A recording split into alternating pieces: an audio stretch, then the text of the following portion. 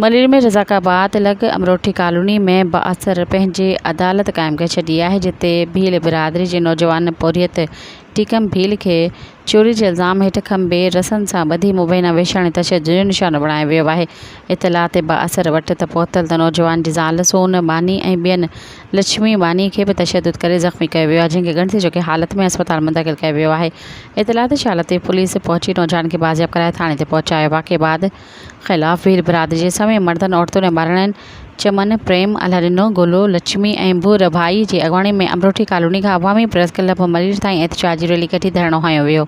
इंसाफ़ लाइ नारेबाज़ी कई वई। एहतजाज कंदड़नि इल्ज़ाम हणंदे चयो त बाअसरनि हाजी जागीराणी ऐं संदसि साथी असांजे बेगुनाह पोरियत नौजवान टीकम भील खे मग़रिब जे टाइम चोरी जे कूड़े इल्ज़ाम में खंबे खणी विया। खेसि रसनि सां ॿधी सख़्त तशदुद जो निशानो बणायो, जंहिंखे छॾाइण लाइ संदसि घर वारी सोन बाई ऐं ॿियनि लक्ष्मी बहितरियूं पहुतियूं त बाअसर उन्हनि खे बि सख़्त तशदुद जो निशानो बणाईंदे मरणी करे छॾियो। हुननि मुतालबो कंदे चयो त बाअसर जवाबदारनि खे फ़ौरी तौर ते गिरफ़्तार कयो वञे।